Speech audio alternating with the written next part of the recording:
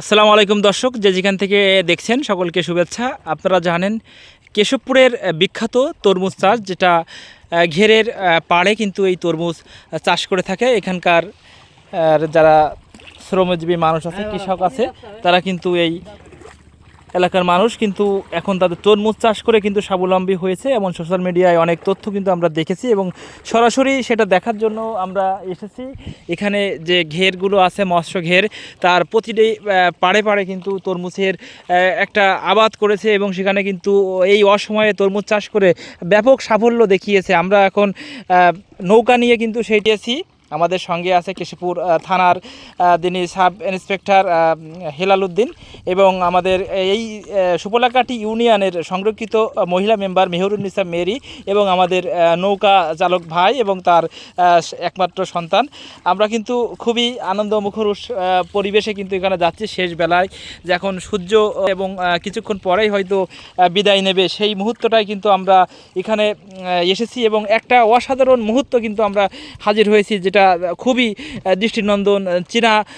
চীনা চরিত্র যে বাঙালিয়ানা বা বাঙালির পরিবেশ যেমনটা দেখছেন ছবিতে, অর্থাৎ ভিডিওতে যেমনটা দেখছেন, একেবারে কল্পনার মতো সুন্দর, যেটা আমরা সচক্ষে দেখে আসলে বাঙালির এই যে সংস্কৃতির মধ্যে যে অপরূপ যে সিনারি, এটা আসলে মনোমুগ্ধকর, যেটা ভাষায় বলে শেষ করা যাবে না। আমি এখানে নৌকায় দাঁড়িয়ে আমি ভিডিওটা করছি। আসলে আপনাদের কিভাবে বর্ণনা দেব, এখানে দেখছেন শ্যাওলা বন, এখানে কেওড়া বন, নদীর সাথে যে একটা অন্য অন্য যে বনের যে গাছগুলো হয়, সেই গাছগুলো, এবং এখানে প্রচণ্ড লতাপাতা চারিদিকে, সেই এবং মাছ, এরা পানিতে যে মাছগুলো ঘের কিছুদিন আগে সব ভেসে গেছে, অর্থাৎ নদীতে যে পরিমাণ মাছ এখানে দেখা যাচ্ছে, সব কিছু মিলেমিশে যেন একটা একাকার হয়ে গেছে। গ্রাম বাংলার অপরূপ একটা দৃশ্য, এখানে না দেখলে আপনাদের বুঝতে পারবেন না। যাই হোক, আমি আবারও সূর্যর যে শেষ মুহূর্তের যে অবস্থানটা আপনাদের দেখানোর চেষ্টা করছি। এখানে মনে হচ্ছে সূর্য যেখানে অস্তমিত হচ্ছে, একটা অকল্পনীয়, যেটি আপনাদের বলে রাখা ভালো, কুয়াকাটা বা কক্সবাজারে যে সৌন্দর্য পানিতে দেখা যায়, সেই সৌন্দর্যই কিন্তু আমরা এখানে লক্ষ্য করছি। এখানে কিন্তু চারিদিকে অনেক রকম গাছ কিন্তু প্রাকৃতিকভাবে বেড়ে উঠেছে, সেইগুলো কিন্তু অপরূপ সুন্দর লাগছে। এবং এর সাথে আমি আবারও বলছি, আমাদের সাথে আছে কেশবপুর থানার সাব ইন্সপেক্টর হিলাল উদ্দিন ভাই এবং আমাদের এই সুপলাকাঠি ইউনিয়নের সংরক্ষিত মহিলা ইউপি সদস্য মেহেরুন্নিসা মেরিয়াপা এবং আমাদের নৌকার মাঝি ভাই এবং ওনার ছেলে আছে, আমরা আর আমি তো আছি। সবচেয়ে বড় কথা, আমরা একটা অসাধারণ মুহূর্তকে ক্যামেরাবন্দি করার চেষ্টা করছি। আপনারা দেখছেন এখানে কর্মজীবী, শ্রমজীবী, বিভিন্ন পেশাজীবী মানুষ কিন্তু এখানে আছে। তারা কিন্তু অক্লান্ত পরিশ্রমের ফলেই কিন্তু এখানে ঘেরের পাশে আইলে এখানে কিন্তু তরমুজ চাষ করেছিল, তাদের স্বপ্ন বুনেছিল। আপনারা দেখছেন ক্যামেরাতে,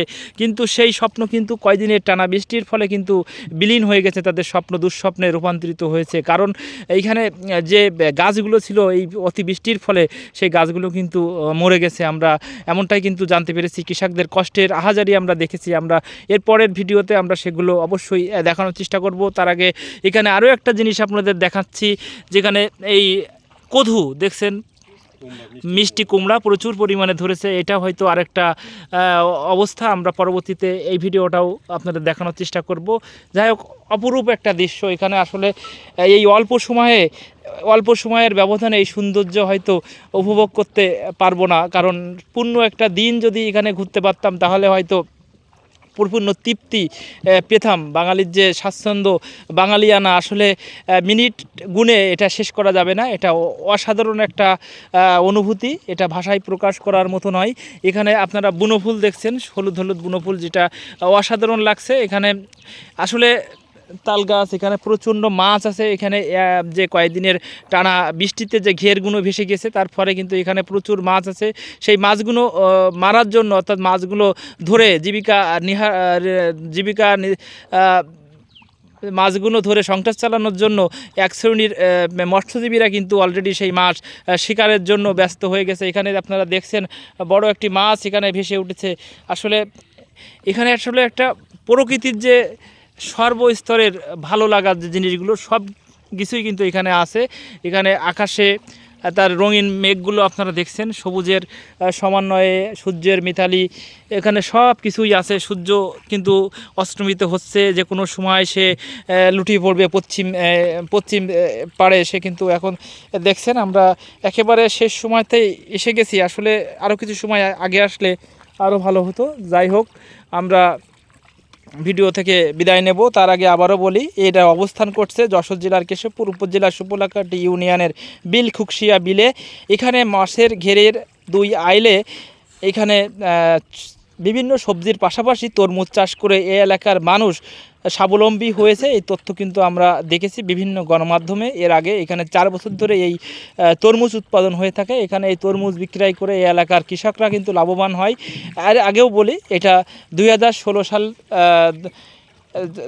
1996 সালে এই এলাকায় সাবেক শিক্ষামন্ত্রী ASK সাদেক সাহেব জলাবদ্ধতা দূরীকরণের জন্য একটা মেগা প্রকল্প হাতে নেয়, কিন্তু সেটার এক প্রকার সমাধান হলেও পরবর্তীতে আর সেটা এই স্থায়ী জলাবদ্ধতার রূপ নেয়।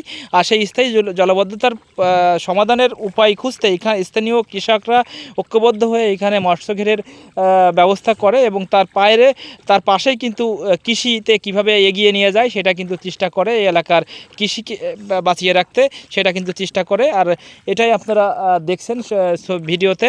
যাই হোক, আপনারা যেখান থেকে দেখলেন সবাই ভালো থাকবেন, সুস্থ থাকবেন। যদি সম্ভব হয় ছবির মতো সুন্দর ভিডিওতে যে জায়গাটা দেখছেন এখানে একবার হলেও ঘুরতে আসবেন। এটা অসাধারণ একটা ভালো লাগার ব্যাপার। আর এখানে মাঝি ভাইয়ের কথা যদি বলি, আপনারা যদি এখানে এসে ওনার খোঁজ নেন তাহলে অবশ্যই ওনার সাথে ঘুরতে আসলে উনি আপনাদেরকে ঘুরিয়ে নিয়ে যাবে। ভাই, আপনার নাম কি?